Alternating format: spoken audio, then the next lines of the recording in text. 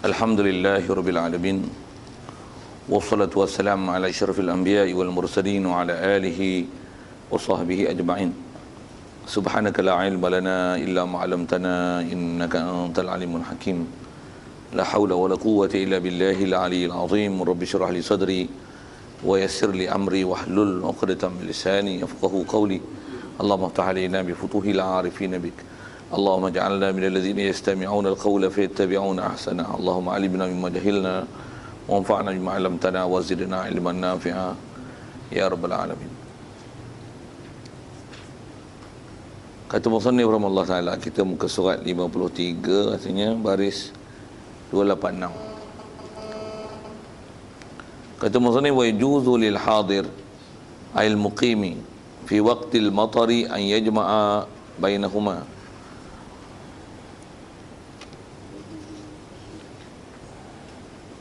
Oh, silap. 281.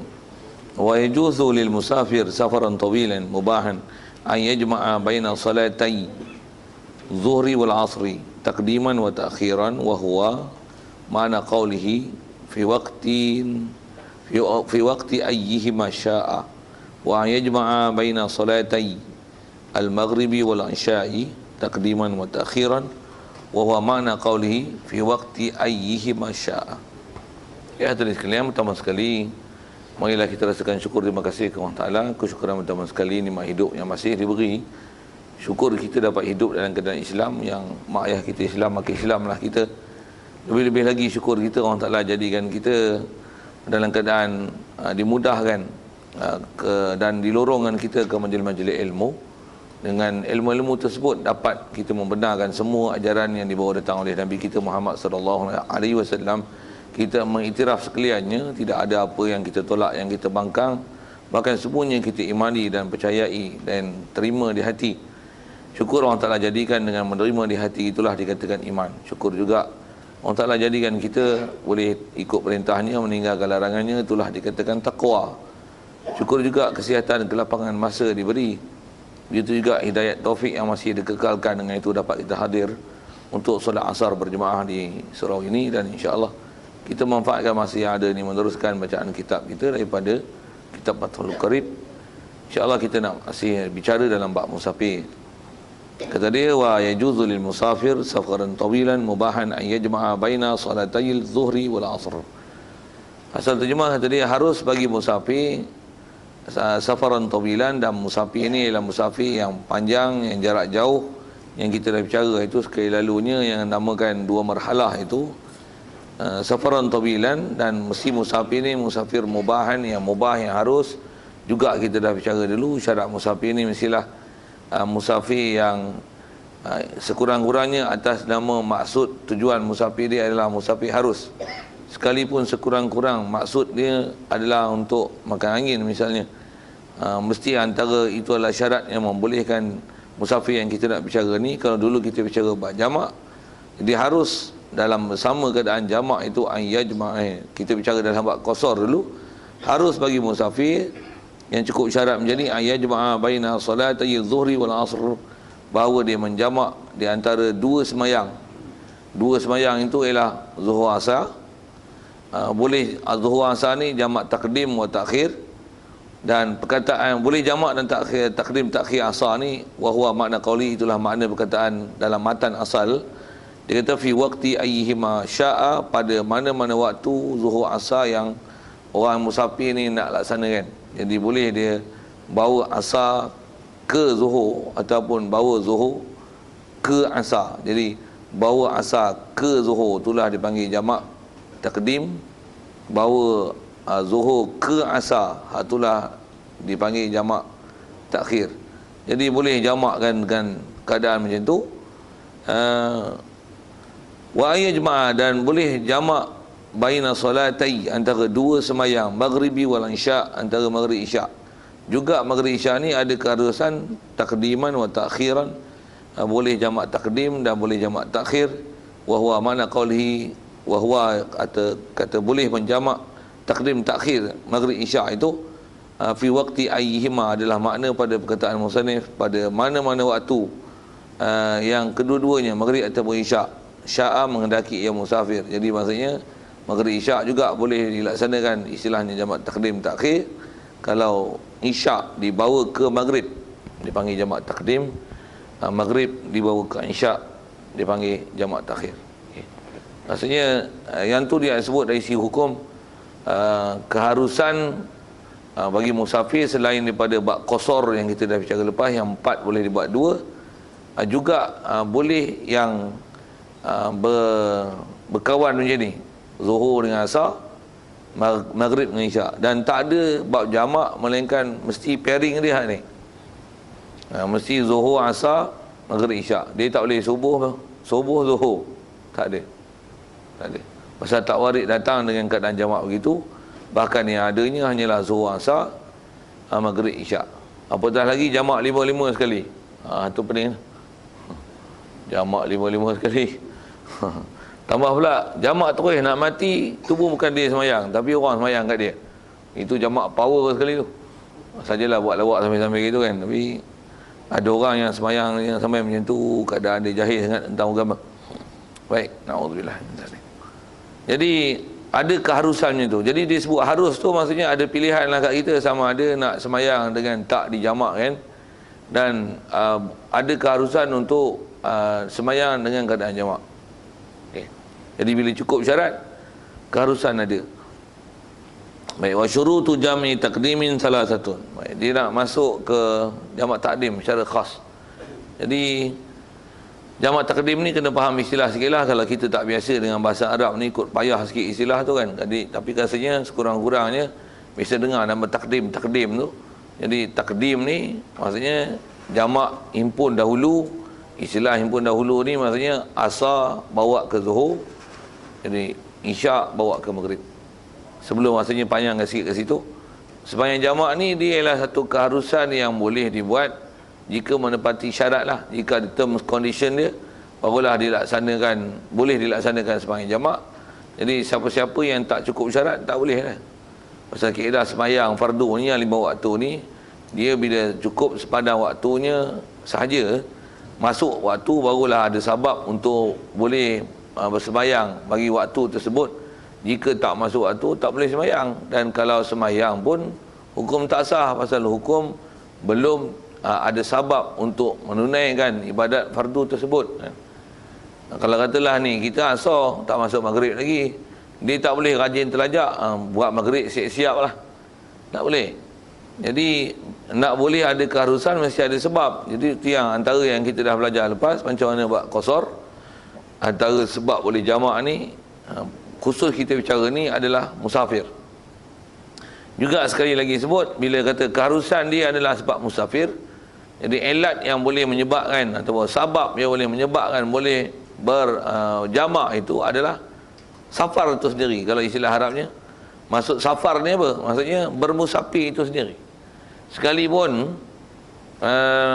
masa perjalanan yang dilalui itu tak mengambil masa yang panjang, ataupun dengan bahasa lainnya, perjalanan yang dilalui itu tak langsung dirasakan kesusahan. Pasal kebolehan jamak qasar ni masyhur dengan kaedah kita dalam mazhab Syafi'i. Keharusan boleh jamak qasar tu bukanlah dengan sebab susah, bukan, tapi keharusan dia adalah sebabnya safar. Bagi faham elok-elok tu. Lalu zaman lah ni orang duk kelahi pun pasal masalah tu kan. Pasal kaedah yang membolehkan jamak itu adalah safar. Jadi maksudnya bila cukup syarat safar yang kita dah bicara dulu, maksudnya ada hukum bermusafir, cukup status 92 km itu yang kita kata bundar kan, pada ratus yang hampir 100 km lah. Kalau cukup jarak itu yang tempat dia nak pergi, maka ada keharusan pada dia untuk jamak dan qasar. Jadi yang membolehkan ada qasar jamak itu adalah safar itu, bukan masyaqqah, bukan susah, bukan apa lagi, bukan berat, bukan kerumitan. Walaupun dalam musafir itu ada rumitan, ada kerumitan kadang-kadang, tapi yang menyebabkan boleh jamak qasar itu adalah bukan rumit itu sendiri, tapi musafir itu. Jadi kalau susah macam mana pun perjalanan, tetapi jika jaraknya tak cukup, maka tak bolehlah untuk jamak dan qasar. Pasal itu ilat. Kalau istilah yang disebut oleh ulama kita, kata dia al-hukmu yaduru 'alal illah. Hukum dia mesti berkisar di atas ilat. Jadi ilat ni kalau kita belajar ilmu usul fiqh khususnya, ada pembahasan panjang lah ulama, disebut satu perkara yang kalau kita nak bahas hukum apa-apa pun dengan apa yang telah disebut oleh ulama, perlu dilihat ilat. Pasal ilat ni lah mensabitkan hukum. Jika tak sabit ilat, maka tak sabit hukum. Jadi sekali lagi kalau saya sebut tadi, kalau tak ada susah sekalipun naik kereta mewah ataupun naik helikopter, naik kapal terbang, jalan naik pun adalah 20 minit. Pergi mana? Daripada Sungai Petani Kuala Lumpur, alah sekejap itu. Ataupun kata naik komuter, esok komuter boleh pakai berapa? Setengah jam Ipoh Sungai Petani Kuala Lumpur, setengah jam je. Dah lah aircon, kereta api lah tu, katalah gitu kan, selesa, tak gaduh apa pun, tidur tak ada nak panas punggung, jaga sampai lah. Bila jaraknya adalah keharusan jamak yang kosor, nak sebut tak tu lah. Sebaliknya jalan kaki daripada Sungai Petani pun Putrajaya jalan pergi Tikar Batu, tapi jalan kaki, tak boleh naik basikal, punyalah payah berpeluh-peluh tengah panas naik basikal pula tu. Katalah itu walaupun susah macam mana, cukup jarak, tak cukup tak boleh lah. Macam tu kot nak sebut, nak faham al-illah yaduru al-hukmu yaduru al-illah. Hukum mesti dia berkisar di atas ilat yang ada. Yang kalau kita nak kalau ada orang keluarkan apa-apa pendapat pun dalam jamaah ni, kata dia buat apa gaduh sembahyang jamaah, masjid banyak, surau banyak, tepi jalan sampai tak larat nak singgah masjid terlalu banyak, kemudahan pun ada, naik kereta mewah pula tu, tak ada susah-susah apa. Kau tak nak jamaah, kau punya pasal lah. Tapi janganlah mempertikaikan keharusan yang memang telah dibahas oleh ulama satu persatu tentang adanya ilat itu, maka sabitlah hukum. Itu mesti jelas perkara kita. Sikit lagi dah sebut perkara itu sebelum tengok secara detailnya jamak takdim takhir, bagaimana pelaksanaan itu. Selalunya dalam bab qasar jamak ni, khususnya tentang jamak sikit lah, kadang jadi masalah sikit. Selalunya ada orang yang pengalaman saya, orang bertanya dalam masalah melaksanakan haji, sikit itu. Haji itu selalunya bila kita dah duduk Mekah, kita bukan duduk 3 hari duduk Mekah lah. Kalau buat haji, berapa hari duduk Mekah? 30 lebih. Madinah 8 hari lah. Madinah rasanya 8 hari je kan? 8 betul? Ya, orang ni semua tak rasa pergi haji ni. Okey. Benda ni lah kuat 8 hari tu yang 8 pasal 8 kali 5 40, nak bagi cari 40 waktu tu. Okey. Lagipun memang kalau tengok Madinah dengan Mekah, besar fadilat Mekah. Satu Mekah tu dilebihkan masa untuk berada di sana. Macam mana pun asal kita bicara tu, bila duduk di Mekah, kalau duduk Madinah pun duduk 8 hari, sampai-sampai macam mana kita dah bicara lepas, tak boleh qasar jamak lah. Pasal apa? Pasal kita dalam status dah tak musafir. Apatah lagi bila dah duduk Mekah, bukan 8 hari, 30 hari lebih. Tak pun subuh pergi dah 30 hari kan. 30 hari. Jadi maksudnya kita sampai-sampai duduk hotel tu, kita dah hukum bermukim. Bila hukum mukim, tak adalah qasar jamak kat kita. Selalunya ada fatwa-fatwa sewil sikit. Saya bahasakan sewil pasal tak menepati dengan kaedah mazhab Syafi'i. Sewil dengan mazhab Syafi'i, maksudnya kalau mengikut kawan yang mazhab Syafi'i, tak betul lah ayat tu, dan tak betul hukum tu. Walaupun hukum tu kadang-kadang diberi kursus dalam masa kursus orang pergi haji ke lah, kadang-kadang diberi penjelasan ni. Apa dia? Dia kata masa kita daripada Mekah tu, lepas tu nak pergi wukuf di Arafah. Jadi ke Arafah, lepas Arafah nanti akan nak pergi ke Mina. Dalam perjalanan tu ke Muzdalifah, duduk di Mina bermalam 3 hari. Lepas tu nanti balik ke Mekah balik untuk tawaf fardu dan sebagainya. Kata dia dalam perjalanan tu boleh jamak sembahyang. Sedangkan Mekah ke Arafah ni berapa kilometer je. Begitu jugalah Arafah nak pergi ke Mina. Dalam perjalanan tu ada Masjid Masy'aril Haram, ada Muzdalifah, apa tu, nak patah balik ke Mekah berapa kilometer je. Jadi kalau berdasarkan status syarat safar itu, maka syarat untuk boleh jamak tu tak ada lah. Tapi sepanjang yang saya pernah ditanya lah kan, oleh orang-orang yang biasanya mengikuti kursus-kursus nak pergi haji ni, dia kata boleh jamak. Pasal apa? Dia bagilah alasan macam-macam. Atas kaedahnya memberi jawapan dalam mazhab Syafi'i, tak betul lah. Tak ada. Kalau dalam mazhab yang ada pun mazhab Hanafi. Dan Hanafi pun dia memang sembahyang jamak dia hanya ada, jamak qasar dia hanya ada, jamak je rasanya. Jamak pun ada dalam bab haji, dalam bab lain tak ada. Kita Syafi'i dalam dia tak kira bab apa, tapi syarat musafir tu mesti ada. Syarat safar tu ada.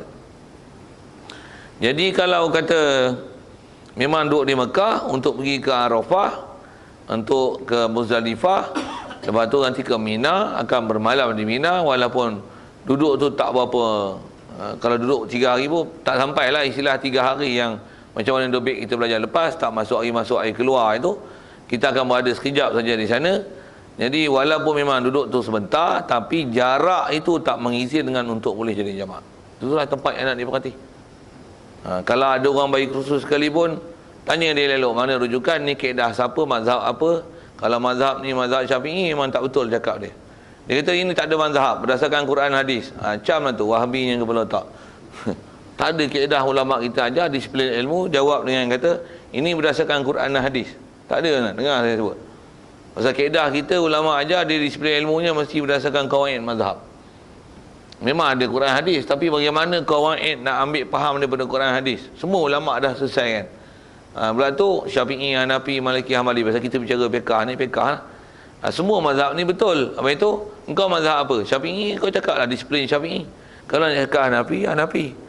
Jangan kau kata saya tak ada mazhab, mazhab saya Quran dan hadis. Tak ada ulama mengajar dengan disiplin ilmu macam tu. Bahkan disiplin ilmu ni mesti sebut apa dia? Syarat term condition dia mengikut kaedah Syafi'i, Hanafi, Maliki, Hambali. Kalau boleh ini pendapat siapa? Kalau dia kata ini pendapat yang telah difatwakan, fatwa tu siapa? Fatwa majlis fatwa kebangsaan. Majlis fatwa kebangsaan ni memang boleh berfatwa ke? Memang boleh keluar pendapat macam mana Imam Syafi'i, Hanafi, Maliki, Hambali. Kalau tak dapat status tu sepak ke? Tak betul lah. Kalau katalah majlis fatwa kebangsaan mengatakan bahawasanya Kasim Ahmad boleh dipakai. Boleh pakai tak? Majlis fatwa. Jawab macam ni, majlis fatwa Gila Al-Babi. Geram tu dia kata tu. Nak kata Gila Babi kat Kasim Ahmad tu sebenarnya. Tak betul tak betul. Dia kata sekali pun dia hujahkan berdasarkan hadis, dia kata ini adalah amalan salafus soleh. Kau katalah macam mana pun disiplin ilmunya tak membenarkan jawab dengan gitu, dan salah kaedah berhujah dengan itu, tak betul. Kalau orang ahli ilmu tu dengan jawab itu, gila lah patutnya. Kelakar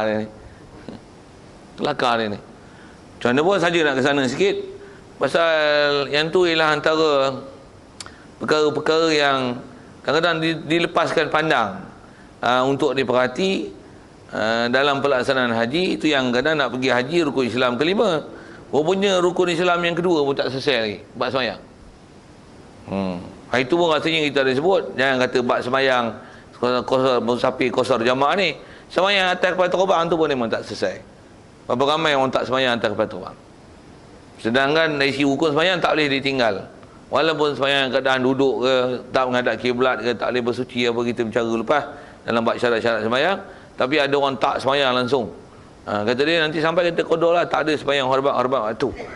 Macam-macam pendapat ni. Jadi kalau kita tengok tu lah, zaman kita ni ialah zaman dah dibalakan dengan fitnah ilmu yang cukup dahsyat, yang manusia banyak jadi jahil, dan orang yang memegang bab ilmu untuk mengajar ilmu di kalangan orang Islam ni bukan di kalangan orang yang berilmu sebenarnya.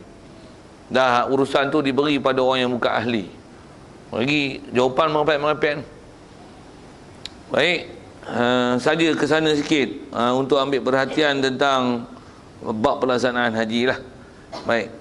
Jadi sebelum detailkan masuk ke syarat jamak takdim takhir, sekali dulu sekitar tentang hukum jamak yang dia kata boleh jamak takdim takhir. Balik pada apa yang telah kita belajar dalam masalah qasar, itu keharusannya macam mana syarat lepas. Dalam bab qasar mestilah jarak yang cukup, dan mesti antara benda besarnya musafir itu bukan musafir yang haram. Ada soal? Kita atur dulu.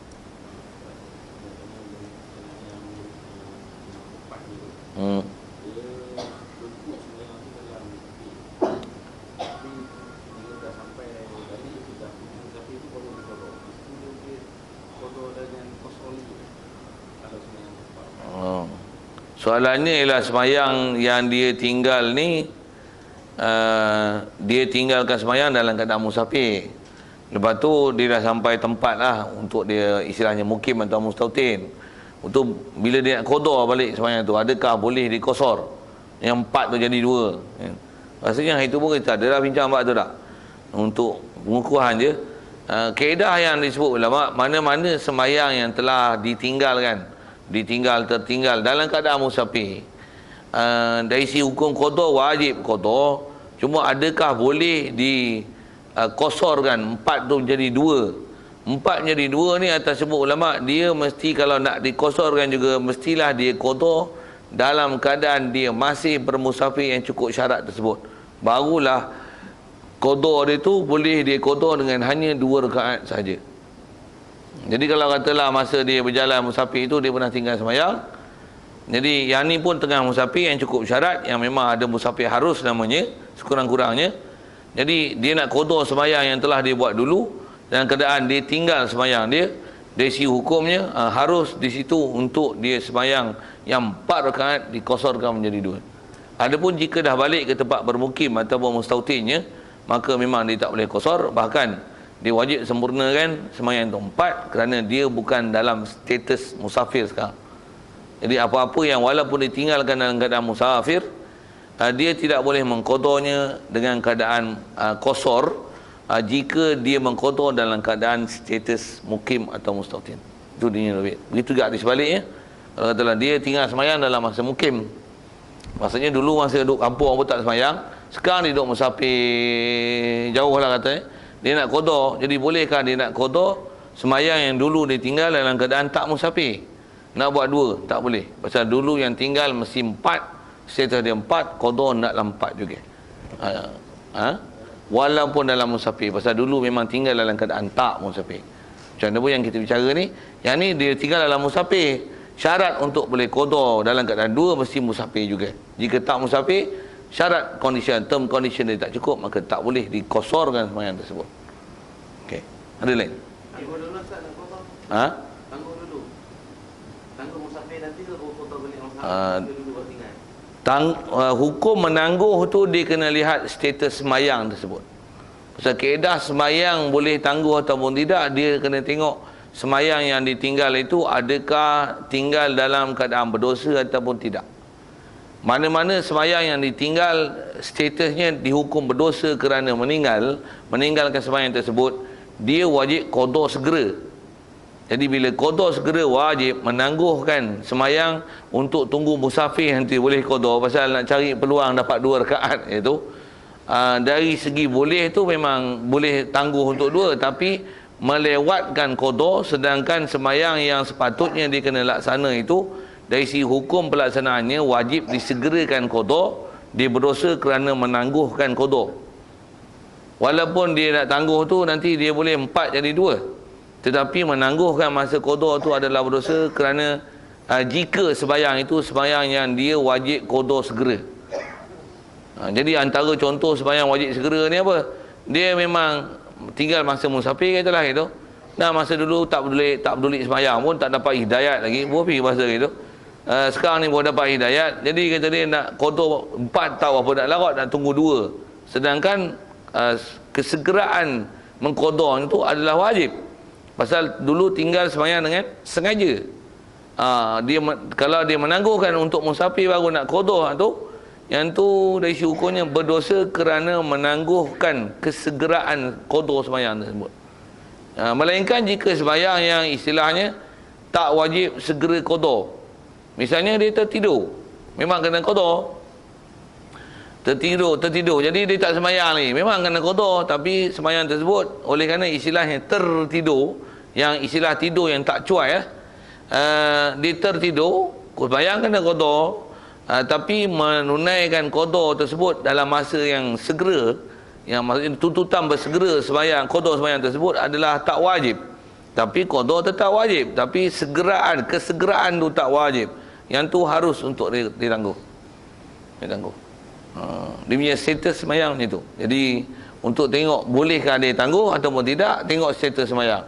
Kalau sembahyang tu yang segera, yang qadanya adalah wajib bersegera, maka haram menangguhkan sembahyang tersebut pada masa musafir akan datang. Kalau kata sembahyang itu statusnya adalah harus, bukan, tak wajib disegerakan, harus untuk dia menangguhkan sembahyang itu pada musafir yang akan datang. Saya jawab soalan. Ada lain? Hari saya dalam hari Senin tadi saya ke Putrajaya lah. Okey. Kemudian saya buat jamak takdim antara Zuhur dan Asar. Ya. Bila saya sampai di Putrajaya tu, atau rumah anak saya lah, habislah saya punya jamak ni ataupun ada lagi jamak. oh. Soalannya daripada sini ke Putrajaya dalam perjalanan dah buat jamak, takrim ataupun takhir. Jadi bila dah sampai, adakah putus ataupun tidak? Itu pun rasa bincang nak buat tu kan. Jawab nak mana ya? Apa kaedah dia? Tengok nak duduk sana berapa hari, bila nak balik, berapa hari duduk. Itu menentukan status kita boleh jamak ataupun tidak.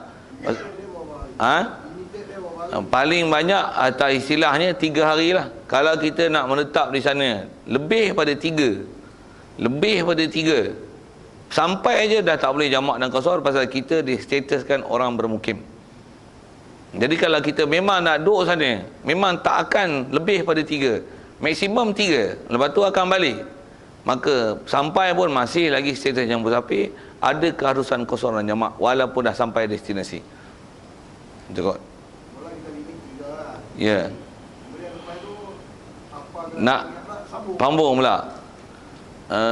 Yang tu pun kita dah bicara kat itu kan. Hari tu miss kot. Oh, padahal lah macam tak pernah datang je. Okay.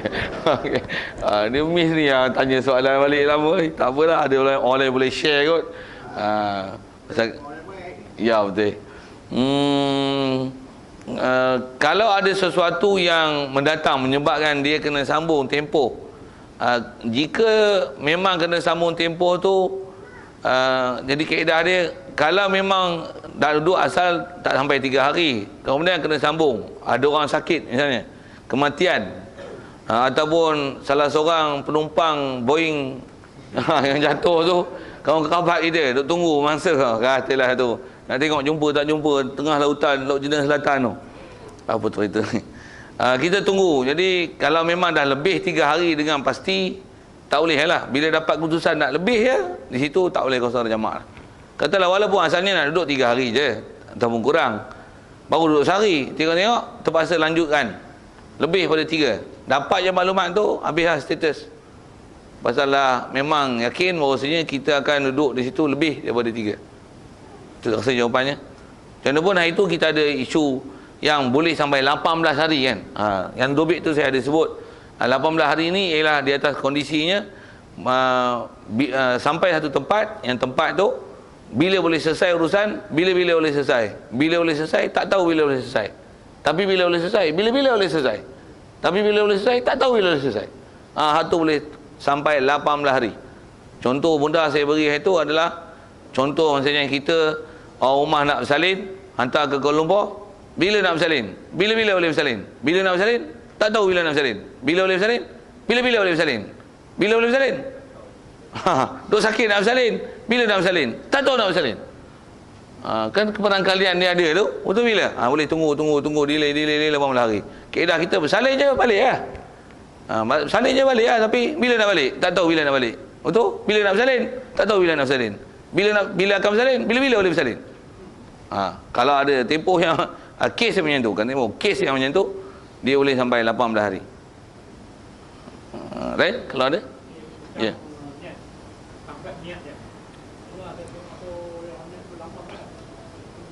Ya.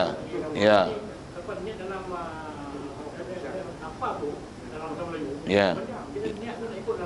Oh. Dia cepat tak cepat pun, apa yang sepatutnya kalau mengikut kaedah mazhab kita, yang mana kena niat je lah. Macam mana pun atas pelaksanaan jamak tu misalnya, kalau qasar yang lepas pun kita bawa hanya fokus sekadar sembahyang qasar kan. Qasar mesti diniat dalam takbiratul ihram. Maksudnya kalau telah zuhur ni, kita sembahyang zuhur, nak jamakkan asar ke zuhur, untuk zuhur tu mesti aku sembahyang pada zuhur 2 rakaat qasar. Itulah dah hadirkan supaya hasil dan sah sembahyang zuhur tersebut. Pasal asal zuhur 4. Kalau kita tak spekkan dia kepada kosor ataupun 2, dia akan jadi 4. Jadi mesti spek yang kepada 2 atau 4 tu. Secara khususnya, aku sembahyang fardu zuhur kosor, baru boleh 2. Ikut imam. Itu untuk merisah jemaah. Adat kiblat, tunai kerana Allah Ta'ala, itu untuk menyempurnakan niat. Macam mana pun dah mesti bagi hadir, aku sembahyang fardu zuhur kosor. Itu nak bagi kosor, ikut imam. Okay. Untuk boleh jamak, atau kita nak sambung ni. Rasa saya akan sambung nanti. Macam pasal memang nak ajar situ. Selalunya yang dalam buku panduan tu, dah orang ajar kadang-kadang dia letak sekali niat jamak tu dalam niat tu yang panjang tu. Usolli fardhu zuhri rakataini qasran majmu'an ilaihi al-asr rakataini mamuman adaan lillahi ta'ala. Jadi susah ha. Allah tu 3-4 kali takbir tak jadi tu. Pasal dia macam mana pun nak sebut, memang ada syarat yang perlu dihadirkan di hati untuk mengesahkan jamak. Tapi syarat tu, kalau insyaAllah kita memang nak jumpa bab tu, kalau tak dihadirkan dalam takbiratul ihram pun masih sah dihadirkan dalam mana-mana bahagian sembahyang yang lain sebelum memberi salam yang pertama. Lebih baik tak, kalau saya lah dari segi niat tu, lebih baik jangan ganggu takbiratul ihram tu dengan niat yang panjangnya tu. Cukup dengan apa yang nak bagi sah, qasar tu saja. Aku sembahyang fardu zuhur 2 rakaat qasar. Ikut imam, siap. Untuk sahkan qasar. Untuk sahkan jamak, sebelum bagi salam ada niat di hati, aku nak jamakkan asar ke zuhur ni. Selesai.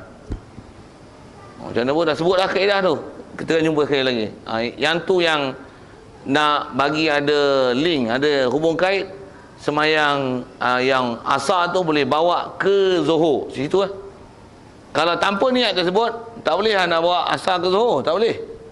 Jadi untuk membolehkan tu, mesti ada niat, aku nak jamakkan asar ke zuhur, sama ada diniatkan dalam takbiratul ihram ataupun tak niatkan dia dalam mana-mana semayang, bahagian semayang sebelum selesai memberi salam pertama pada mesti ada niat tu. Aku nak jamakkan asar ke zuhur ni.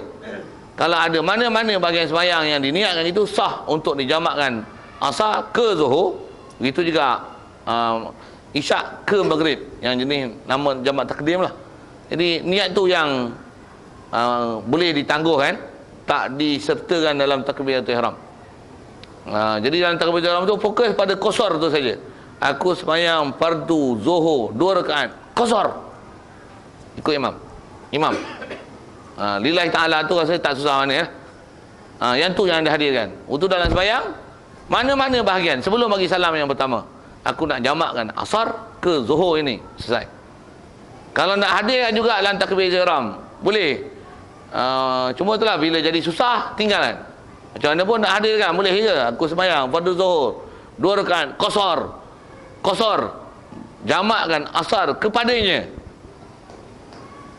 Ikut imam, tunai. Kalau tu saya saja sebut tu panjang tu. Kalau ikut nak bagi sah jamak itu lah, nak jamakkan asar kepadanya, dijamakkan asar kepada zuhur ni, baru sah untuk boleh jamak. Macam mana pun niat jamak tu dia tak wajib hadirkan pada waktu takbiratul ihram. Dia boleh diniatkan dalam mana-mana juzuk sembahyang yang pertama. Itu kot. Jadi contoh lafaz tu pun dah bagi contoh, cuma memang kita nak jumpa sekali lagi lah di situ. Jadi yang tu lafaz yang selalunya mengganggu pelaksanaan takbiratul ihram tu. Dia 3-4 kali, pula tu gagal terus pun ada. Ada yang tak tahu niat langsung. Macam mana nak niat? Pelaksanaan tu yang memang kita nak detailkan, insyaAllah. Ya. Lupa macam mana? Lupa niat jamak tu. Qasar tu dah okey dah. Sampai bagi salam, Assalamualaikum warahmatullahi wabarakatuh. Assalamualaikum warahmatullahi wabarakatuh. Tak niat jamak, tak ada jamak lah. Dia bila tak niat jamak, memang tak ada keharusan jamak. Jadi bila tak ada keharusan jamak, nanti asal kena sembahyang dalam waktu. Pasal hanya ada ada syarat untuk boleh buat jamak. Jika syarat tu cukup kan. Jadi syarat tak ada, masyrut tak ada. Memang pernah, kalau saya sendirilah ni sebab terlupa tu, memang kadang dia khalid. Sembahyang qasar tu okey, tapi habis-habis bagi salam, tak niat jamak. Memang tak niat jamak, tak boleh nak jamak. Tak boleh nak jamak. Baik soalan tu. Jadi kalau tak boleh jamak, memang tak boleh jamak. Nanti sembahyang asar kena buat pada waktu dia. Ya. Yeah. Tu pun soalan yang bagus. Okey. Kalau buat sekali lagi sembahyang zuhur tu macam mana? Boleh tak? Dah pada jadi terlupa, sembahyang zuhur sekali lagi. Itu niat balik. Boleh tak? Bagus soalan tu. Berikut kaedah kita dalam mazhab Syafi'i, dulu pun kita ada belajar bab sembahyang jemaah. Sembahyang yang telah dibuat sekali, bila buat sembahyang kali kedua, ulangan ini dia sunat diulang. Sama ada yang tadi yang pertama kita dah sembahyang berjemaah ataupun sembahyang berseorang kan. Tapi sembahyang kedua ni mesti dibuat dengan berjemaah. Jadi sembahyang kedua ni sunat diulang dan martabat dia adalah sunat. Martabat dia adalah sunat. Sembahyang yang diulang ni martabatnya adalah sunat. Bila martabatnya adalah sunat, walaupun kita niat tu aku sembahyang fardu zuhur. Niat fardu zuhur lah kan. Mana boleh aku sembahyang sunat zuhur. Tapi martabat dia sunat. Aku sembahyang fardu zuhur. Kalau empat lah, kalau kosong lah kan. Fardu zuhur ikut imam kerana Allah Ta'ala. Jadi oleh kerana yang ni sembahyang ulangan, masyhur dengan kaedah kita dalam mazhab Syafi'i, dia ada khilaf tu, tapi kalau ikut yang kuat, yang mutamak dia pakai, sembahyang yang diulang adalah martabatnya sunat. Bila martabat sunat, walaupun kita niat situ, tak boleh nak dijamakkan. Pasal sembahyang yang sah untuk dikosotkan jamak, untuk boleh asar dibawa ke zuhur, adalah sembahyang yang fardu. Sembahyang yang martabatnya sunat, tak boleh nak dijadikan sembahyang untuk jadikan dia sebagai tapak, untuk menjadikan sembahyang jamak itu diniatkan padanya untuk mengesahkan jamak. Jadi tak boleh. Saya jawab soalan. Ya.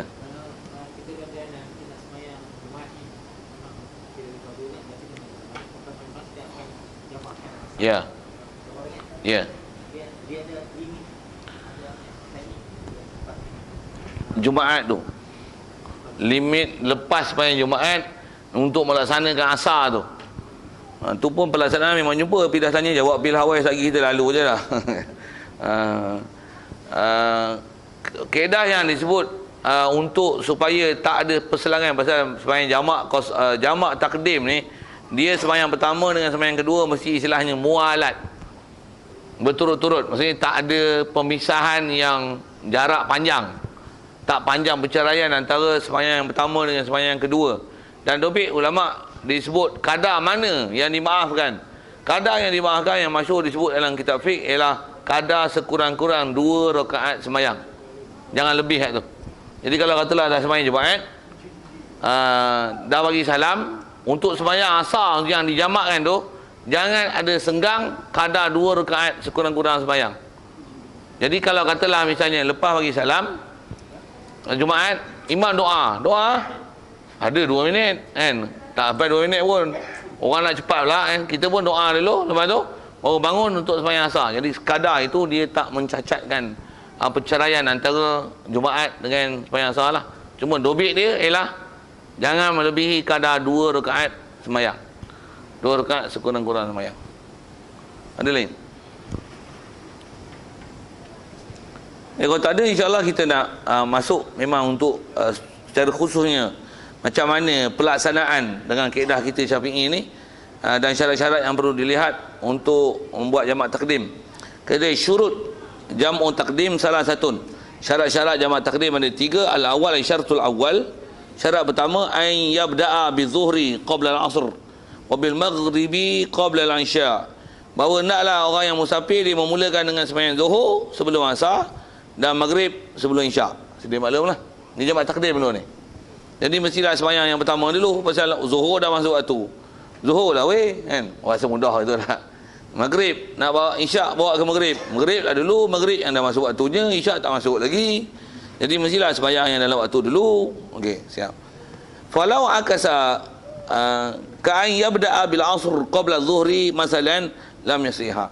Baik, jikalau jadi di atas syarat itu, jikalau seseorang tu menterbalikkan pelaksanaan dia, ka'an yabda'a, seperti bahawa orang yang musafir ni dia memulakan dengan asar sebelum zuhur. Main asar dulu, zuhur tak sembahyang lagi, masalan lam yasiha, tak sah. Tak sah tu siapa? Pasal yang ditaklif awal adalah zuhur. Kalau bahasa saya nak sebut ni, taklif asal buat zuhur, tapi gedik-gedik buat asar dulu. Buat gedik-gedik tu senang. Gedi-gedi buat asar dulu. Tak kena. Jadi ikutlah syarat, ikutlah peraturan yang dahulu didahulukan, yang kemudian dikemudiankan. Itu yang syarat dia tertib itu. Baik. Wa yu'iduha ba'daha in arada jama'.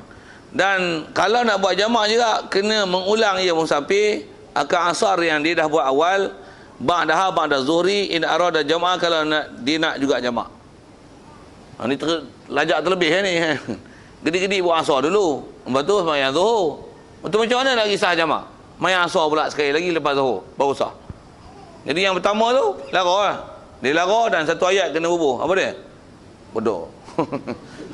Lah, sembahyang zuhur lah dulu baru asar. Ni dia buat asar dulu. Waktu zuhur dah tak sah lah asar tu. Yang tak sah tu asar tu tak sah. Zuhur tu dia buat sah. Betul? Macam mana nak pergi balik jama'? Lepas zuhur tu buatlah asar. Untuk yang asar yang mula-mula tu lara, tak sah. Pasal yang tu tak boleh dibuat pasal waktu tak cukup, syarat pun tak cukup. Waktu tak masuk lagi, syarat tak masuk, tak cukup pasal tak buat zuhur lagi. Pasal syarat pula nak buat asar mesti ada niat dalam sembahyang zuhur. Nak niat sembahyang zuhur, macam mana zuhur tak sembahyang lagi? Nampak tu? Tak kena syarat tu. Jadi kalau nak jamak juga kena ulang asar sekali lagi. Jadi tu lah, tak apa cerodek lah tu yang kena ubah juga ayat tu. Muka asar lah sikit bunyi. Baik, itu syarat pertama kata. Mudah tu. Jadi kalau nak maghrib isyak, sembahyang maghrib lah dulu. Ini jamak takdim ni sini. Kita cerita ni jamak takdim ni. Maghrib lah dulu, lepas tu barulah laksanakan isyak. Wasani syartu sani, syarat kedua, ialah niyatul jam'i, adalah niat jamak. Awala solati ula, pada awal-awal sembahyang yang pertama. Niat jamak pada awal sembahyang yang pertama. Baik, macam mana kata awal sembahyang pertama? Bi an taqtarina niyata, baca majhul, bi an tuqtarana niyatu jam'i bi tahrimiha fala yakfi taqdimuha ala taharrum wala ta'khiruha anis salami minal ula wa tajuzu bi asna'iha ala al-azhar. Baik, asal disebut niat jamak ni pada awal-awal sembahyang pertama. Macam mana permasalahan dia? Dengan bahawa tuqtaranu niyatu, disertakan niat jamak bitaharrumiha, dengan takbir atau ihramnya solatil ula, sembahyang pertama. Jadi kalau sembahyang zuhur tu nak bawa asar ke zuhur, niatkan jamak tu dalam takbir atau ihram, pada takbir atau ihram zuhur tu satu. Jadi bila yang tu syarat, kata dia fala yakfi taqdimuha, maka tak memada mendahulukan niat ala taharrum sebelum takbir atau ihram. Ini kaedah asas memang dalam kaedah Syafi'i kita. Niat dia tak boleh berada sebelum takbiratul ihram, niat mesti bersama dengan takbiratul ihram. Wala ta'khiruha anis salami minal ula, dan tak boleh menangguhkan niat jamak ni, niatnya niat jamak ataupun niatnya niat asar anis salami, tinggalkan daripada salam minal ula, daripada sembahyang pertama. Dah habis salam pertama daripada sembahyang yang pertama. Contoh tu kalau asar nak pergi ke zuhur, dah habis sembahyang zuhur lah, habis bagi salam baru teringat, nak jamak kan asar ke zuhur ni. Tak boleh. Pasal apa? Pasal itu istilahnya dia hanya meniat jamak sebelum sembahyang. Kalau yang tadi, kalau dah lepas bagi salam, dia hanya niat jamak selepas sembahyang kan? Jadi dalam sembahyang tak ada niat apa-apa. Yang tu tak jadi connection untuk hubungan ada keharusan asar dibawa ke zuhur. Tak ada dalam kaedah Syafi'i kita. Baik. Jadi mestilah niat ada, asal disebut tu dalam takbiratul ihram. Dan sikit sambung ayat akhir tu, wa tajuzu fi asna'iha. Dan harus ia niatul jam'i, harus meniatkan jamak fi asna'iha, pada pertengahan solatil ula, pertengahan sembahyang yang pertama. Ala azhar, di atas pendapat qaul yang paling zahir, paling kuat dalam mazhab Syafi'i, boleh niat mana-mana mana-mana juzuk sembahyang daripada sembahyang zuhur, untuk kita niatkan asar tu dibawa ke zuhur tersebut. Satu saya bagi jawapan yang tadi tu. Jadi kita bahas tadi tu hak ni lah. Jadi kalau ikut nak boleh, kalau nak niat, jadi pelaksanaan jamak takdim, antaranya niat tu diletakkan dalam takbiratul ihram sembahyang pertama. Jadi kalau contoh zuhur tu, asar nak buat ke zuhur, kalau kita bagi contoh niat dalam jamak, dalam masa niat zuhur tu, usalli fardhu zuhri rak'ataini qasran majmu'an ilaihi al-asr. Kalau ikut itu je yang bagi hadir, yang wajib tu nak bagi sah. aku sembahyang pada zuhur 2 rakaat qasar dijamakkan kepadanya asar. Dijamakkan asar kepadanya. Kalau bahasa Arab tu dia punya bahasa macam tu kan. Cuma Melayu ni kadang bahasa tu tak faham kan. Saya memang faham siji-siji bahasa tu, jadi siapa nak fa'il apa. Tapi lafaznya macam itulah. Usolli fardhu zuhri rakataini qasran majmu'an ilaihi al-asr. Dijamakkan kepada zuhur ini akan sembahyang asar. Dijamakkan asar ke sembahyang zuhur ni. Tu bahasa saya macam tu. Jadi dia boleh niat yang macam tu dalam takbiratul ihram.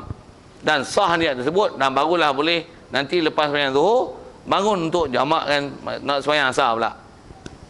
Dan di atas dia kata boleh niat pada pertengahan sembahyang tadi. Niat tu tak dihadirkan dalam takbiratul ihram, tapi niat tu dihadirkan selepas itu. Selepas itu bila? Selagi tak bagi salam pada sembahyang yang pertama.